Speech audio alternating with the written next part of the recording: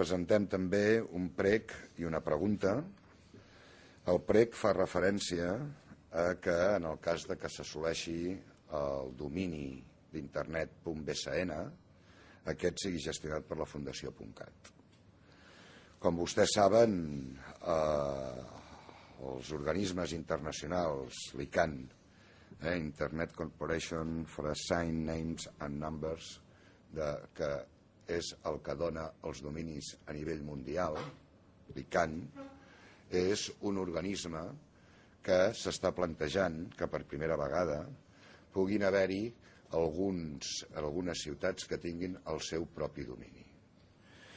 Nosaltres pensem que la Fundació .cat, com a entitat privada, sense ànim de lucre, i que vetlla pel compliment del Codi Internacional que marca aquest organisme internacional que abans he mencionat, l'ICANN, és l'organisme adequat per poder gestionar el .bsn i tots els dominis referents a ciutats que es puguin produir a la ciutat a Catalunya.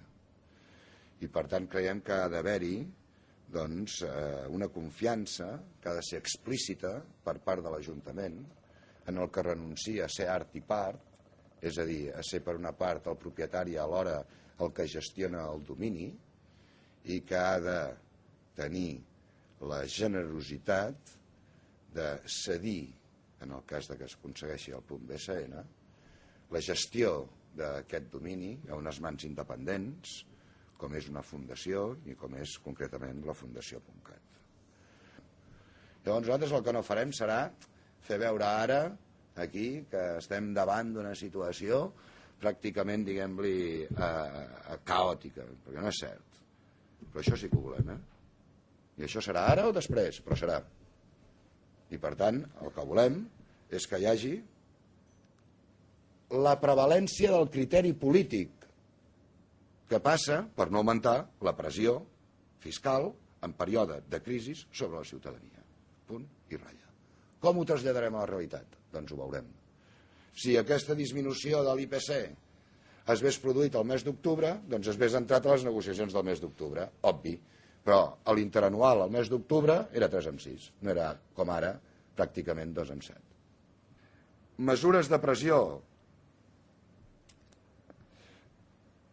A vegades la veu pot donar to, la imatge pot donar to i l'escrit no pot donar to, però no és un acte d'enorgulliment de la nostra posició. La realitat diu que cada ple tenim mesures per votar o no, i que fer-ho o no és una mesura de pressió.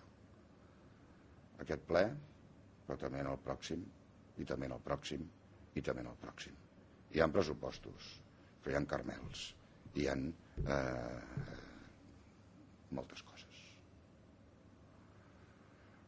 Això, interpretat com una amenaça velada, seria un error.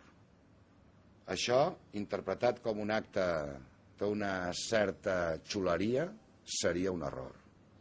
Ara no ens fa patir. No ens fa patir. Ho he intentat dir d'una altra manera i ho diré d'una tercera manera. Jo crec que és imprescindible que l'Ajuntament tingui uns pressupostos adaptats a la crisi durant l'any 2009.